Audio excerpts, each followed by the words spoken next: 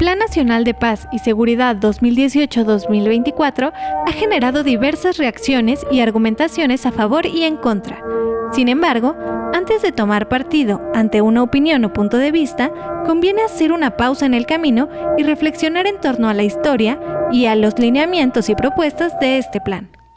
Así pues, es posible observar que, a diferencia de los dos gobiernos anteriores, el gobierno actual arrancó con un plan definido.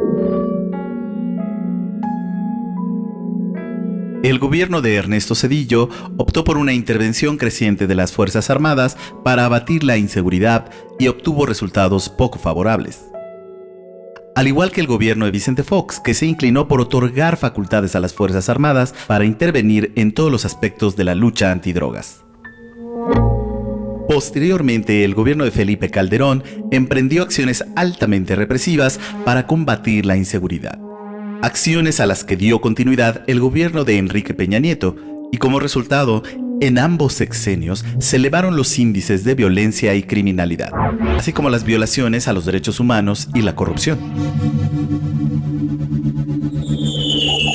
Actualmente, el gobierno de Andrés Manuel López Obrador plantea que para restablecer la paz y la seguridad en el país es necesario erradicar la corrupción y reactivar la procuración de justicia, garantizar el empleo, la educación, la salud y el bienestar, garantizar el respeto y la promoción de los derechos humanos, recuperar y restablecer los principios éticos y la moral, reformular el combate a las drogas para que deje de ser discrecional, selectivo y arbitrario, recuperar la paz mediante acciones como el establecimiento del Consejo de Construcción de la Paz, recuperar las cárceles para que dejen de ser espacios de corrupción y criminalidad, así como crear la Guardia Nacional, que se encargue de prevenir y combatir el delito en todo el territorio nacional. Con estas acciones se podrá construir el camino para alcanzar la paz y la seguridad que tanto necesitamos los mexicanos.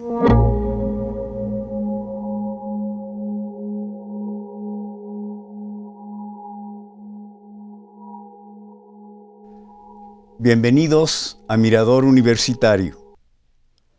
Muchas gracias por acompañarnos en el ciclo de temas actuales de la sociedad mexicana, organizado por el Instituto de Investigaciones Sociales de la UNAM. El día de hoy abordaremos el tema Plan Nacional de Paz y Seguridad, por lo cual nos acompaña el maestro Gustavo Galicia Araujo, que es el coordinador de investigación de ProRegiones. Muchas gracias y bienvenido. Muchas gracias, René, por la invitación y a la orden. Recuerde que puede comunicarse con nosotros a través de las diferentes líneas de comunicación que aparecen en la pantalla. Tenemos mucho de qué hablar acerca del Plan Nacional de Paz y Seguridad. En nuestro país y los fenómenos sociales, económicos que están asociados a esta realidad. Me gustaría que comenzáramos con los 5 puntos clave que fueron propuestos principalmente en este plan. Amnistía y desarme de cárteles, drogas legales, Guardia Nacional, combate a la corrupción, impunidad, desaparecidos y derechos humanos. Les propongo comenzar con los 2 primeros, amnistía y drogas legales, para lo cual le pediría al maestro Gustavo Galicia si podríamos enmarcarlos principalmente con 2 preguntas. Dentro de un país como México, ¿puede ponerse una amnistía y una legalización de las drogas? Pues muchas gracias, René, nuevamente por la invitación. Y déjate digo que pues, la propuesta colocada por el gobierno de Andrés Manuel López Obrador en cuanto a amnistía, pues contempla 3 puntos básicos y 2 adicionales. 1, que se le dará amnistía a jóvenes y niños que hayan sido cooptados por el narcotráfico. aquellos campesinos que estén sembrando y cosechando marihuana y amapola específicamente, y para presos políticos. Se adiciona una característica similar para mujeres acusadas por abortar, ¿no? Por estar en una situación de aborto, y para presos políticos en situación de vandalismo y daños a vías de comunicación, ¿no? Prácticamente son como los 5 sujetos o los 5 objetos, objeto meta que busca esa amnistía. Habría que recordar un poco que el 8 de enero de este año presentan un listado o dan a conocer en estas conferencias matutinas un número de 16 personas ya liberadas, ¿no? Bajo cierta amnistía, de un listado de 368 posibles casos, y que en ese momento se dice que los están estudiando, los están analizando. Bueno, lo presentan un mes después de haber tomado las riendas este gobierno de Andrés Manuel, el rumbo de este país. Hoy pasan 4 meses y aún no sabemos nombres y apellidos de esas 368 personas que están todavía en lista, y tampoco se supo de qué personas fueron las que se liberaron en estos 16 casos. También me gustaría comentarte que a la pregunta expresa de que si este mecanismo de amnistía como resultado pudiera tener la baja de la incidencia delictiva, pues yo diría que no. O sea, como componente solo o como componente aislado, no creo. Yo creo que pudiera hacerlo siempre y cuando vaya acompañado de otros componentes. Habría que recordar un poco, y tú lo sabes perfectamente, René, de que hay espacios, territorios, municipios en este país que prácticamente han sido olvidados, han sido excluidos. Son territorios donde tenemos una alta concentración de personas que no tienen derecho a la salud, que no tienen acceso a la educación, además de no tener empleos y no tener servicios. O sea, tenemos una realidad social en este país que nos marca mucho esta situación multidimensional de la violencia y de la delincuencia. Pero además, si le sumamos que en estos mismos territorios de los que te estoy mencionando están ocupados por la delincuencia organizada, por grupos con actividades como el huachicol, como el narcotráfico, la trata de blanca, el tráfico de migrantes, pues me parece que las realidades son distintas y este mecanismo de amnistía no lograría reducir esa incidencia. Tendríamos que tener un componente aún más, un componente mayor, y que pareciera sí está dentro de la estrategia nacional, pero parece como un poco desarticulada este mecanismo de amnistía. Y creo que adicionado a lo que nos has comentado, está también una práctica que no se debe de seguir, que ya se vio que atacar a las cabezas de los cárteles realmente no es la solución.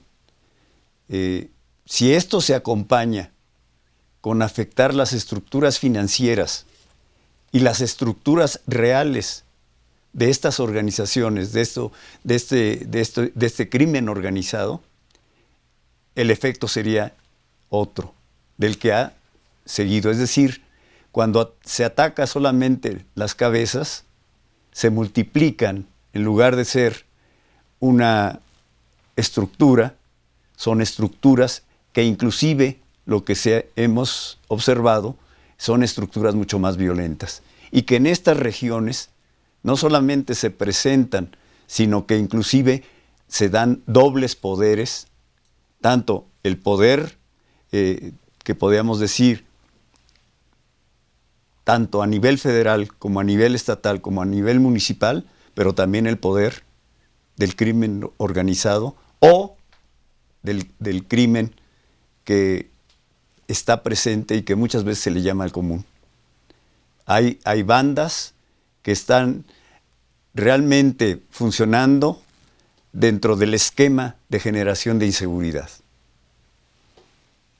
Sí, mira, yo creo que las situaciones en las cuales se vive en algunas regiones del país es muy compleja, muy delicada, y que prácticamente enfoca el modelo o la estrategia de amnistía, lo enfoca a estos tres componentes que te mencionaba, pero lo coloca como jóvenes cooptados por el narcotráfico o campesinos que estén trabajando para el narcotráfico. Pareciera que ese es el enemigo número uno. Y no, el primer mes de gobierno del presidente Andrés Manuel nos enseñó que hay otra actividad igual o más grave, que se llama el huachicol, ¿no?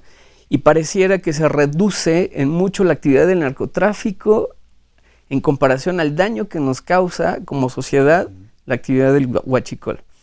Pero solamente están pensando en este mecanismo de amnistía para aquellas personas que estén haciendo esta actividad.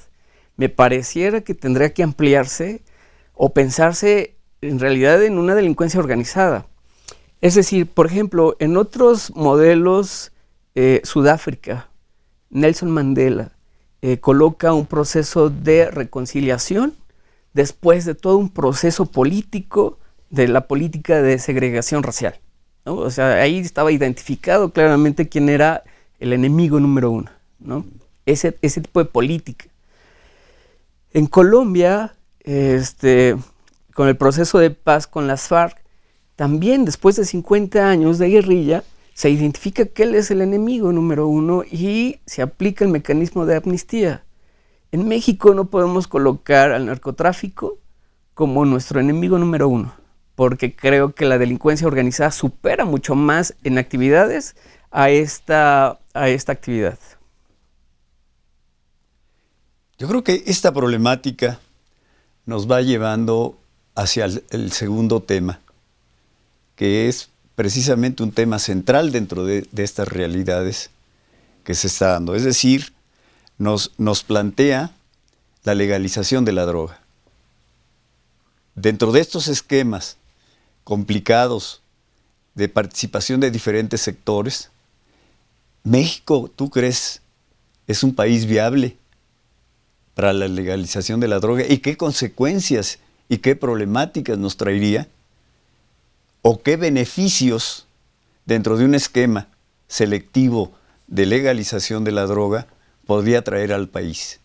Pensando, por ejemplo, en que uno de los poderes, una de las fuerzas económicas que tiene el crimen organizado es precisamente el mercado negro de la droga en general, para no especificar, y que de alguna manera los precios y los transportes y todo lo demás les permiten el manejo de poder y de poder financiero.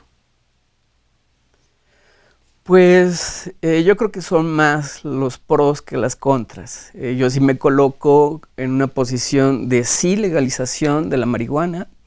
Me parece que socialmente resolvería muchos de nuestros problemas. Nosotros que hemos trabajado, conoces el trabajo de Proregiones, que ha sido muy territorializado, tenemos trabajo en algunos municipios, en algunas delegaciones, y me parece que hay situaciones muy particulares sobre el uso de ciertas drogas. También me gustaría un poco recordarte que ya fue presentada la Ley General para la regulación del consumo y la venta y la producción de la marihuana, del cannabis, y que fue precisamente presentada por, en ese momento, todavía era senadora, Olga Sánchez Cordero, antes de ser secretaria, y presentó esa iniciativa. Yo creo que resolverían mucho, ¿no?, el tema de la violencia en algunos puntos de la ciudad.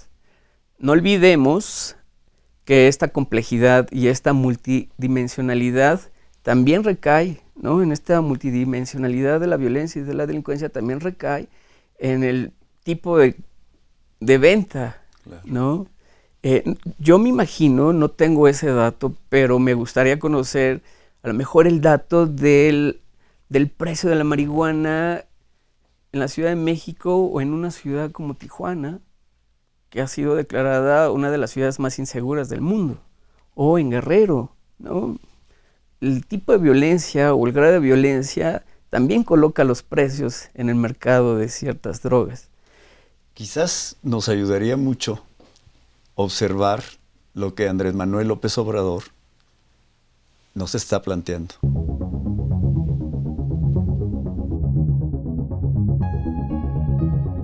Muy bien. Es importante decirles que la Secretaría de la Defensa, la Secretaría de Marina, la Secretaría de Seguridad Pública, pues tenían sus métodos de trabajo. En el caso de la Secretaría de la Defensa y de Marina, de tiempo atrás, su estrategia, su cadena de mando, ya muy hecha, muy establecida. Cuando empieza a agravarse la situación de inseguridad y de violencia, se opta por utilizar el apoyo de estas instituciones a través de operativos, no solo en el caso de la Defensa, no solo en el caso de Marina, también en el caso de la Policía Federal. Se agrava la situación en un estado y un operativo, reforzar el estado. Ahora la estrategia nuestra es que podamos tener atención permanente en el territorio. Por eso las coordinaciones territoriales. Desde luego sigue la misma estrategia de atención a las responsabilidades de cada institución. Es posible que continúen operativos, pero lo básico ahora va a ser el que se atienda la seguridad de los ciudadanos desde el territorio, todos los días, con mando único,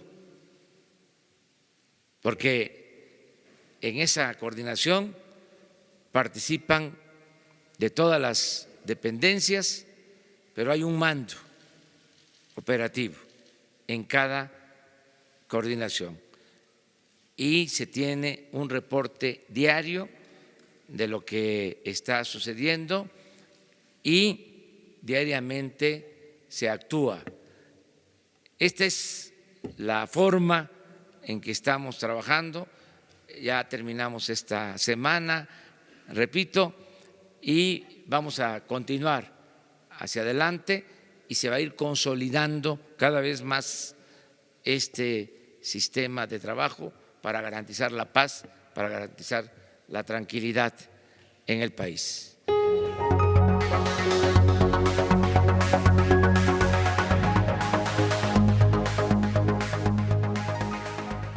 Todas estas situaciones que se dan en regiones, en las entidades federativas de la inseguridad, ¿cuáles serían los elementos que se pueden señalar? Estoy pensando, por ejemplo, lo que está ocurriendo en Guanajuato en términos de un incremento de homicidios, pero también del enfrentamiento fundamentalmente por el huachicoleo, pero también en términos de crimen organizado que está produciendo ciertas zonas en el país en donde realmente los niveles de violencia e inseguridad van mermando inclusive posibilidades de una seguridad mínima. Pues tenemos realidades distintas en todo el país. Yo he estado, por ejemplo, en Ciudad Cuauhtémoc, una colonia de Ecatepec, del norte de Ecatepec, donde tenemos una concentración de indicadores muy negativos, bajos niveles educativos, poco empleo, pero sobre todo una delincuencia muy activa, digamos, ¿no? O sea, en ese espacio a las 6 de la tarde. De niveles de feminicidio. Sí, también. Realmente increíbles de creer, ¿no? Pero no hay quien haga una intervención, ¿no? O sea, no hay por el momento hay una actividad del ejército, pero no se ve realmente una reducción en la incidencia delictiva. O otras realidades como en Tlalpan, donde estoy también colaborando, y donde hay un grupo, ¿no?, de jóvenes que se acercan a las 7 de la mañana, a primera hora, y prácticamente utilizan la droga como un mecanismo de articulación entre ellos mismos, ¿no?, social. Se ponen a jugar fútbol, ¿no? Yo creo que en esos espacios lo que hace falta es una atención, una política pública que atienda a estos jóvenes. Y en el otro espacio hace falta una autoridad que ponga orden, ¿no? Entonces, esas son dos caras, ¿no?, o dos escenarios de un México que pudiéramos tener 10 escenarios, ¿no? Por ejemplo, en la encuesta, hablando un poco de consumo, el consumo de marihuana incrementó el último año, ¿no?, en hombres y mujeres, pero incrementó más en mujeres, ¿no? El uso de alcohol, estamos en un 60% en la última encuesta de alcohol, drogas y tabacos 2016-2017, muestra un incremento en el consumo de alcohol y de marihuana. Los estados que más incidencia delictiva tienen actualmente es Baja California, Quintana Roo, Jalisco. Y casualmente esos 3 estados son los mismos 3 estados que incrementaron su consumo de marihuana o consumo de alguna otra droga, ¿no? O sea, sí hay una relación directa entre esa inseguridad y el consumo. Regresando un poco a la pregunta anterior, es ¿cuáles son las contras de la legalización? Eso, que pudiéramos tener un incremento mayor del consumo de la marihuana, pero también pienso que pudiera regular mucho la actividad de este grupo en estos escenarios que te conté, de este escenario de Tlalpan, de este grupo de jóvenes. Pudiera yo pensar que con un proyecto de intervención social pudiera regular algunos usos, ¿no? Pensando mucho en la participación ciudadana como parte fundamental de la construcción de este tipo de espacios. Es decir, pensar en seguir desde el escritorio lanzando soluciones me parece que no da resultados positivos. Siempre hay que tratar de ver la realidad dentro de una participación de la ciudadanía que va inclusive dentro de los esquemas de legalización, inclusive de los propios cuerpos de vigilancia que existen en las regiones.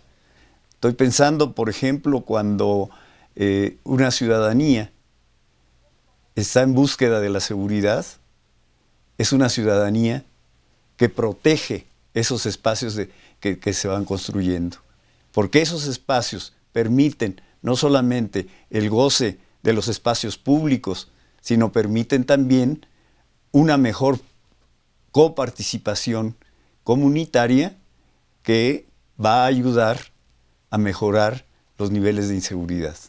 Sí, yo creo que sí, y la Estrategia Nacional de Paz y Seguridad sí contempla algo así, René. Es decir, que yo creo que hay que transitar del concepto de seguridad pública al concepto de seguridad ciudadana. O sea, las condiciones en las cuales nos encontramos como país, no debe de recaer la seguridad solamente en el Estado como una función, sino debe recaer en una sociedad, ¿no? Y entonces debemos de darle una mayor participación a la ciudadanía. Pero los elementos que están colocando como gobierno Andrés Manuel López Obrador es transitar también del modelo de policía comunitaria o de seguridad ciudadana al de seguridad humana. O sea, los programas sociales de los cuales se están creando y ya están desarrollándose en el país deben de favorecer a esta prevención social del delito, o sea, con más educación, con más empleo y sobre todo darles acceso al arte, a la cultura y al deporte, ¿no? Creo que eso daría un mejoramiento palpable, ¿no? En el terreno, en los espacios donde nosotros trabajamos, ¿no? En el tema de la incidencia delictiva. Esta situación compleja de espacios con condiciones diferentes, en donde no solamente la presencia de inseguridad, sino la presencia de poderes, de acciones que de alguna manera van generando lo que decíamos, es ese doble poder, también va generando una serie de situaciones donde la población en algunos lugares, como Tamaulipas, ha tenido que salir, o Guerrero, donde municipios se han tenido que ir a otras partes, a otros municipios, buscando resguardar por las amenazas de ese otro poder, pero también por las situaciones de inseguridad que se están presentando. A mí me parece muy significativo esto que señalas en términos de esa correlación que se da entre los diferentes aspectos de crimen, de poder, pero también de una situación que necesita acciones integrales para poder atacar el problema de la inseguridad. Nos vamos a una pausa.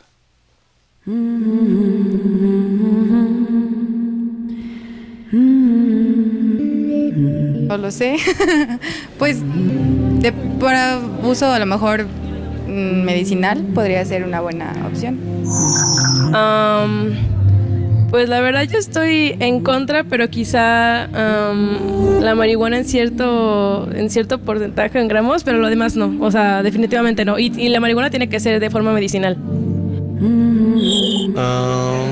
Tal vez, pero solo para uso médico. Bueno, no sé. No creo. Depende a qué drogas te refieras, ¿no? Con respecto a yo creo que el tema que ahorita está como un poquito más a debatir y el más cercano a legalizar es la marihuana. Y yo creo que hay como aspectos positivos como negativos, pero yo creo que podría de alguna forma funcionar su legalización. Creo que hay más aspectos positivos al respecto, como de alguna forma disminuir el narcotráfico, eso también podría intervenir con la violencia que ejerce este mismo, también de alguna forma moderar un poco los consumos, y también me parece que, eso es obvio, que hay muchas familias con personas discapacitadas que necesitan medicamentos que utilizan marihuanas en su fórmula y que actualmente están buscando amparos que les permitan ingresar ese tipo de medicamentos para ayudar a sus familiares. Yo considero que sí, ya que al no ser legales, como lo es en este momento, de todas formas las personas lo compran en la clandestinidad. Al ser legal, creo que sería casi lo mismo, con la diferencia de que los narcotraficantes quizás se beneficiarían menos, pero pues sí, siento que sí debería ser legal. Yo considero que sí, porque siempre lo he pensado como que a lo largo del tiempo muchas cosas han sido prohibidas y entonces a lo largo por eso han existido demasiados problemas. Por ejemplo, antes era ilegal el alcohol o el café o no sé, distintas cosas, y entonces con la regulación pues se han calmado, creo. Entonces puede ser que algunas drogas, tal vez no todas, puedan ser permitidas. Realmente yo creo en lo personal que sí. ¿Por qué? Aquí pasa algo curioso, que es cuando una cosa es ilegal, ciertamente yo creo que lo hace más tentativo. Eso es un hecho psicológico, el que las personas consideren más atractivo el hecho de consumir drogas, ya que lo hace algo emocionante. El legalizar las drogas podría prevenir que haya cierto tipo de peligros al momento de buscar consumir o buscar proveedores, ¿no? Yo creo que más que nada bajaría las tendencias, ya que sería algo que en un futuro llegaría a normalizarse y ya no lo verían tan catalogado como algo malo. Sería algo como, no, pues él usa drogas o marihuana o lo que sea y está bien, ¿no? No produce ningún daño, no causa ningún daño y no agreda a los demás. Es solo pues una cuestión de lo que uno ingiere, ahora sí que personalmente, y cada quien es libre de hacer lo que quisiera.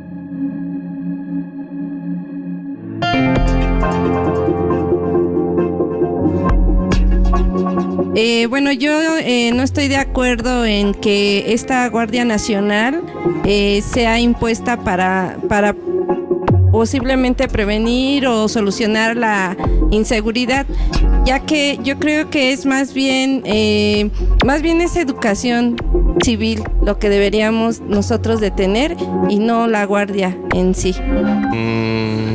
No creo, porque sería más un tema de corrupción, como en todos los ámbitos, así que... Considero también, o sea, a reservas que sí, porque, chequé algunas noticias, casi no checo, pero chequé unas, y que estaban entrando en lugares donde la policía, no sé, estatal, o pues sí, de la región no entraba. Entonces, si va a ser así, y van a controlar, pues, de cierta manera la inseguridad, o reducirla, pues creo que estaría bien. Aunque claro, con todo esto, pues, entra la parte mala de el uso pues indebido de la fuerza por el gobierno. Creo que ese es un tema, creo que es más de concientizar, ¿sabes? Siento que no puedes arreglar la violencia de alguna forma con un poquito más de violencia. Puede ser una medida positiva, claro, eso estoy de acuerdo. Siento que de alguna forma se necesita, pero siento que esto tiene que ser de alguna forma más estructural. Erradicar la violencia de otra forma. Probablemente no. Pero pues igual depende, ¿no? De cómo se maneje. Sí, por supuesto que sí. Bueno, yo creo que la Guardia Nacional es muy significativa y pues sí, yo creo que sí. Ellos ayudan mucho a nuestro país. Sí, pero yo creo que todo debería ser con una cierta medida, ¿sabes? Podrían fungir realizando campañas, acciones, que las personas se sientan seguras a donde vayan, a través de, no sé, poniendo vigilancia o cosas así, por el estilo. Yo creo que sería una manera de arreglarlo.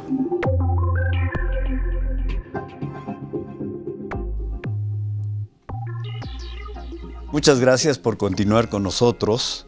Recuerde que puede usted comunicarse para darnos una opinión, una pregunta, enriquecer toda esta problemática que definitivamente nos está afectando a todo el país, en algunas regiones, como lo señalábamos, más que en otras, pero que de alguna manera está desarrollando atmósferas que necesitan acciones integrales, no solamente de cuerpos policíacos, no solamente de un factor económico, sino en general acciones que contemplen soluciones y propuestas basadas también en las reflexiones de las comunidades, de la ciudadanía. Mi pregunta tiene que ver con una de las propuestas que es sobre la Guardia Nacional. Y tiene que ver porque en la reflexión que nos hacemos, una pregunta es si la Guardia Nacional es el aspecto fundamental para enfrentar estas situaciones de inseguridad. Si la Guardia Nacional, que ha sido planteada, integrada en estos 5 años por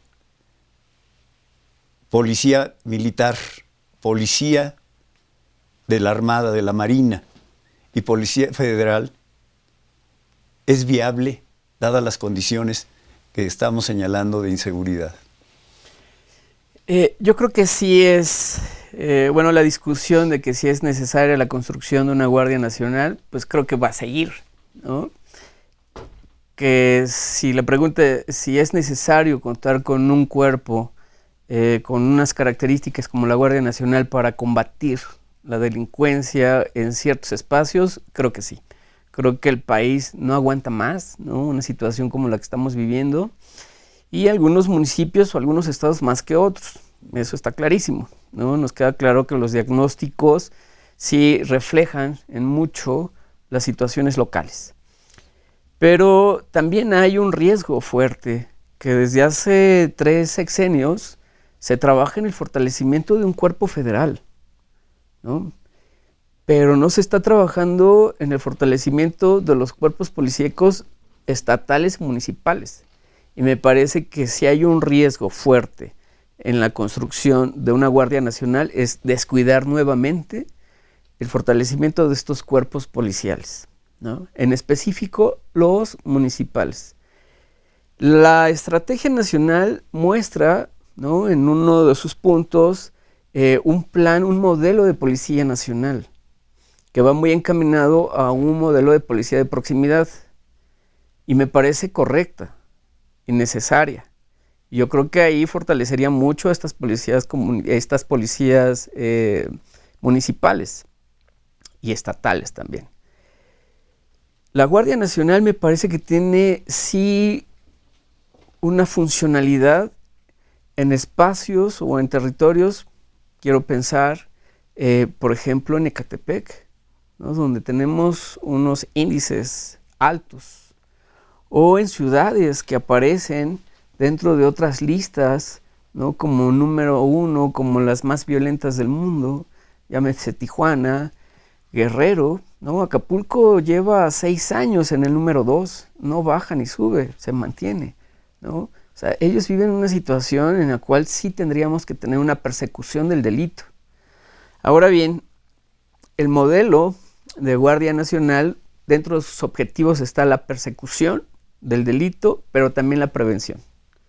Y me parece que la realidad que tiene ahorita en nuestro país, me pareciera que la prevención tendría que estar depositada en otras áreas, no en la Guardia Nacional.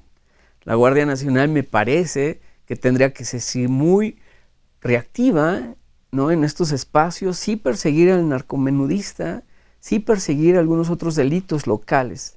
Y la prevención, así como la está dibujando y así como la está pensando el gobierno de Andrés Manuel, y en específico Andrés Manuel, tiene que ser en base a programas sociales.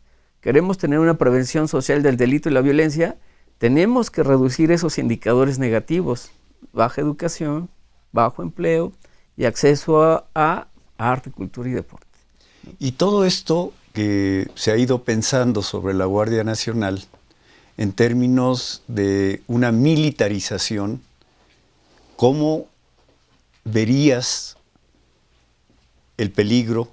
¿Cómo verías estas situaciones comparado con lo que acabas de mencionar, que me parece correcto, que son los cuerpos, la formación de cuerpos policíacos capacitados desde el punto de vista técnico, pero también capacitados desde el punto de vista ético, de servicio a la ciudadanía y respeto a los derechos humanos?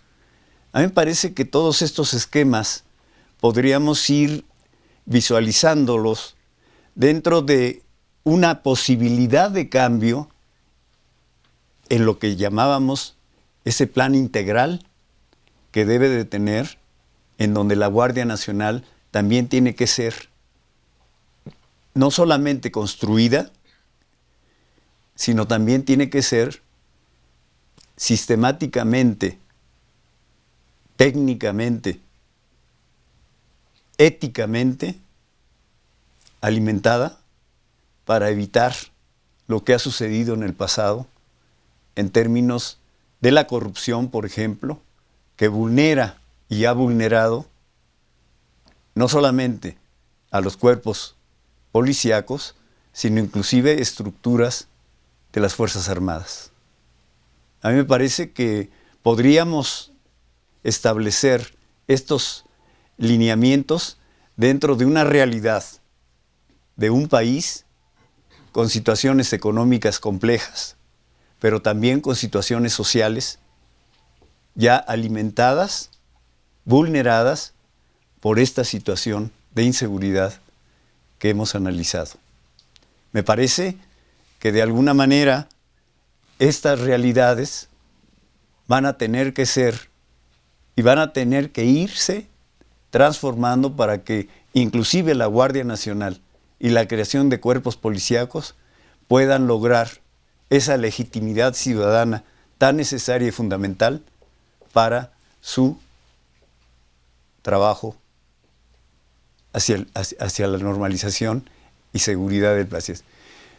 Vayamos a un video de Andrés Manuel López Obrador que nos va de alguna manera a seguir ubicando dentro de esta problemática y nos permitirá reflexionar aún mayor.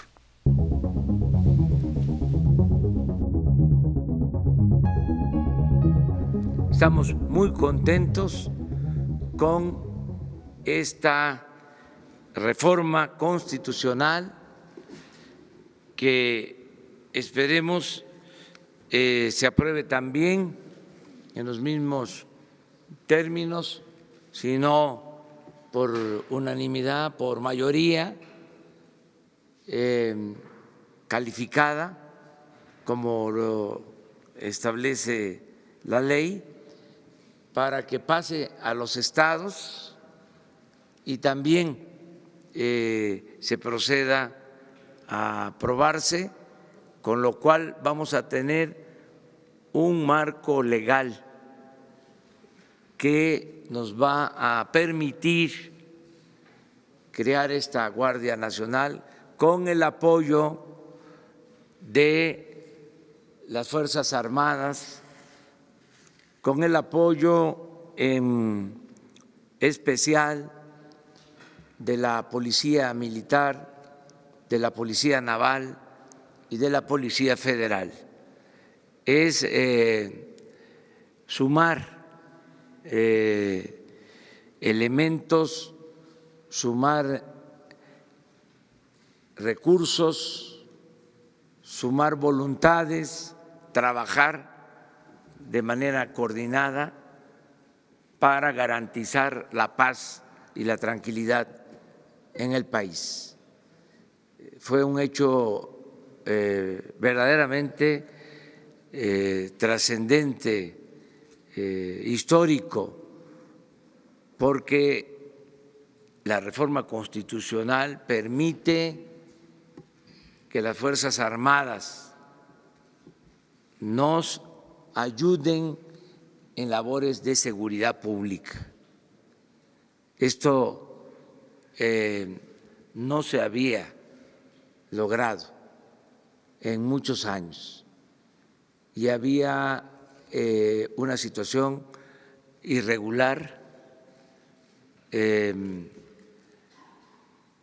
no apegada a la Constitución. Ayudaba el Ejército, ayudaba la Marina, pero no como lo establecía o lo establece hasta ahora la Constitución. Con la reforma ya van a poder tener un marco legal para ayudarnos en labores de seguridad pública, con el propósito de dar el giro a las Fuerzas Armadas poco a poco, de manera gradual, respetando derechos humanos, con el uso prudente de la fuerza, ir dando este giro de seguridad nacional, seguridad interior y seguridad pública.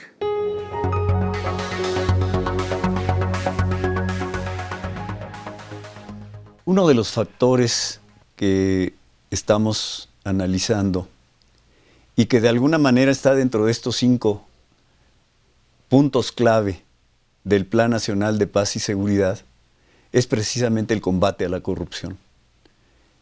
Y es un combate a la corrupción dentro de un esquema que en la realidad nacional se ha convertido en un sistema que vulnera no solamente las partes relacionadas con seguridad, sino inclusive la vida cotidiana, en donde inclusive para pagar algún elemento se recurre más fácilmente, para pagar una infracción se recurre más fácilmente a la corrupción, y que de alguna manera está presente, vuelvo a repetir, en esta parte de inseguridad que estamos analizando.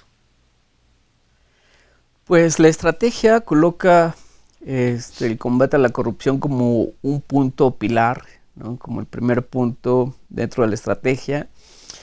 Y creo que el primer mes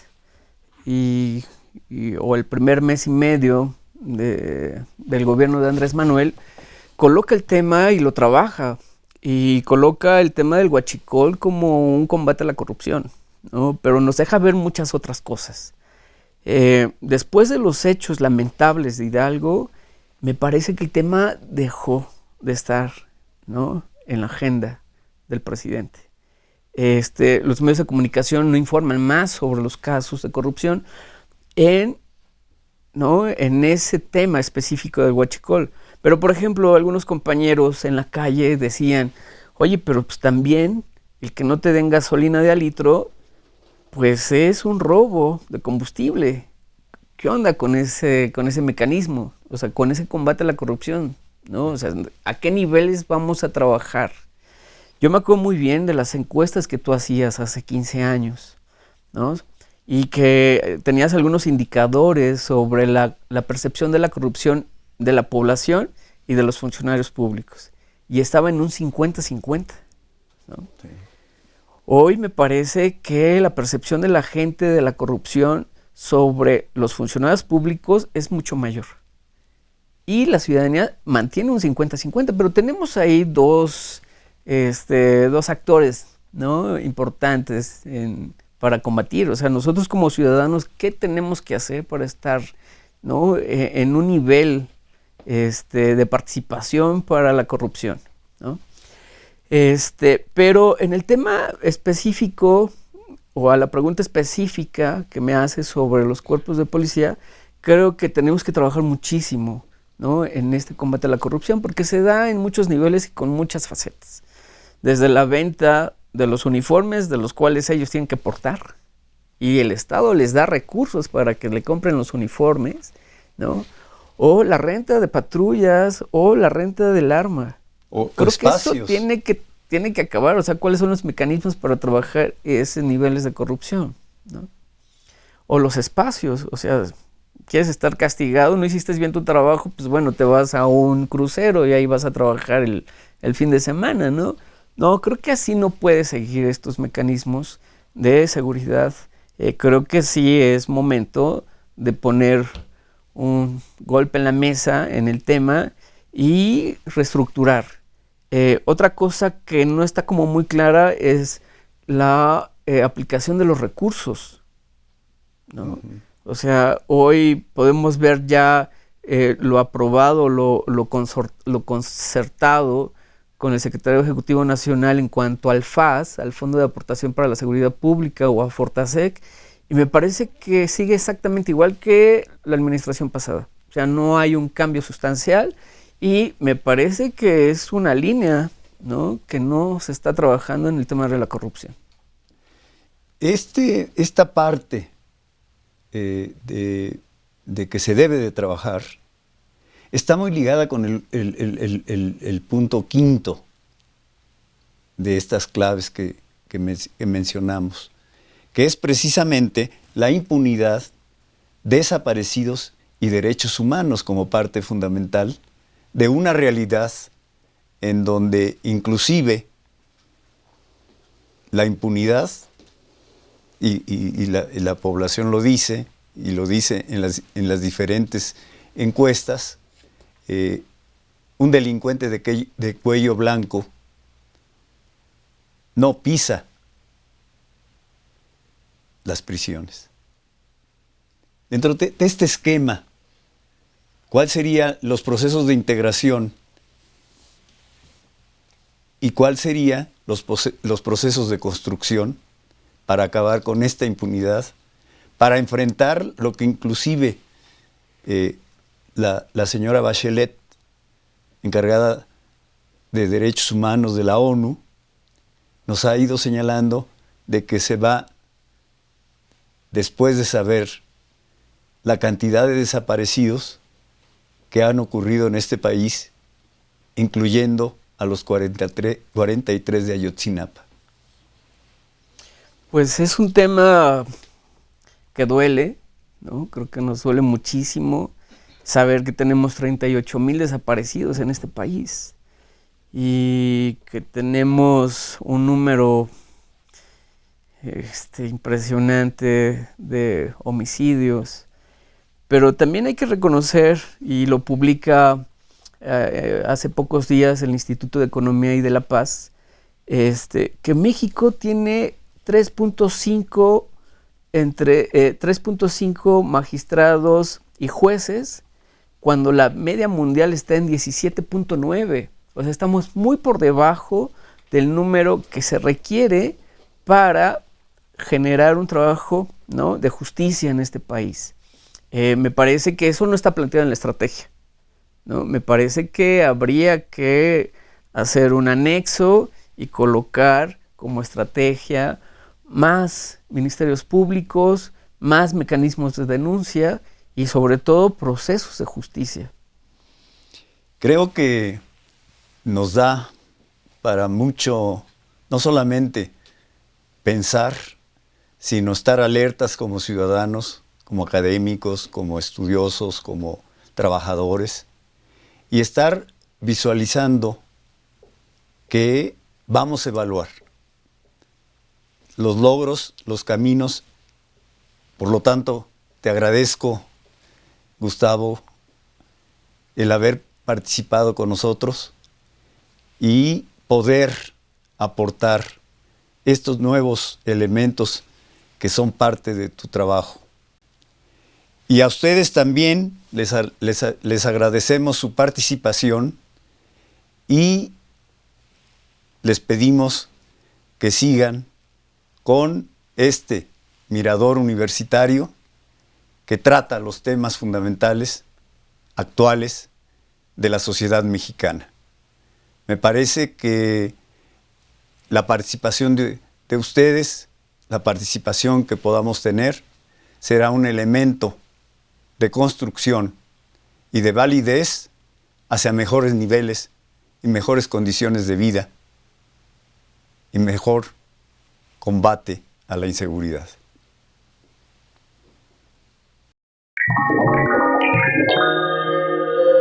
Actualmente, el gobierno mexicano tiene grandes retos que afrontar, básicamente por los altos índices de violencia y criminalidad que aquejan a todo el territorio nacional y que han posicionado al país como uno de los más inseguros del mundo. Esta idea la enfatizan, por un lado, los resultados de la Encuesta Nacional de Victimización y Percepción sobre Seguridad Pública 2018 y los hallazgos del Índice de Paz México 2019.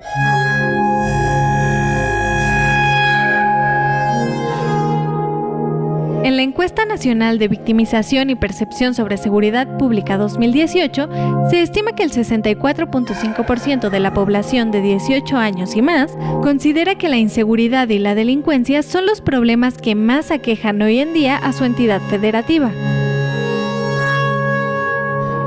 Por su parte, el Índice de Paz México 2019 pone de manifiesto que durante el 2018 nuestro país tuvo un retroceso del 4.9% en torno a la paz, principalmente por el recrudecimiento de las tasas de homicidios y de la violencia con armas de fuego, mismas que se elevaron en 14 y 16% respectivamente.